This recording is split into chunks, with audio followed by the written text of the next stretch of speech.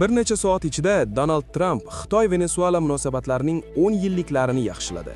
Nicolas Maduro qo'lga olinishidan oldin u Xitoy yetakchisi Si Jinpingni ochiqchasiga maqtab, uni katta uka deb atagan va Pekin bilan aloqalarni ilgari surgan edi. Ammo keyin sodir bo'lgan voqea hammasini o'zgartirdi. Maduro AQSh harbiy kemasida qo'lga olindi.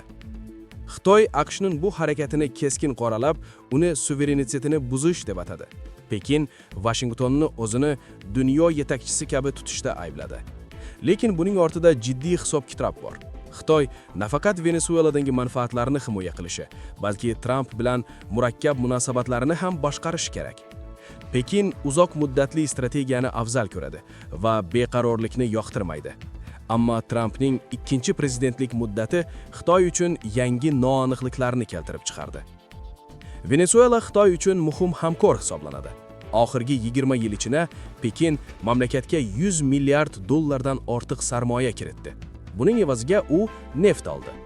O'tgan yili Venesuela neftining katta qismi Xitoyga jo'natildi. Endi AQShning aralashuvi Xitoy kompaniyalariga tahdid solishi mumkin. Ba'zi aktivlar milliylashtirilishi yoki hatto olib qo'yilishi mumkin. Shu bilan birga Pekin AQSh bilan yaqinda imzolagan savdo bitimini xavf ostiga qo'ymoqchi emas. Ammo Lotin Amerikasidagi mavqeini yo'qotish ham Xitoy uchun jiddiy muammo. Mutaxassislarning fikricha, AQShning agressiv harakatlari ayrim mamlakatlarni Xitoy sarmoyasidan uzoqlashtirishi mumkin. Bu Pekinning global janubdagi uzoq muddatli rejalariga putur yetkazadi.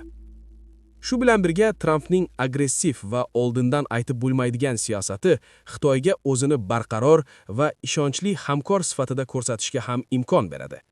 Qisqasi, AQSh Venesuelada katta qadam tashladi, ammo bundan keyin nima bo'lishini hech kim aniq bilmaydi.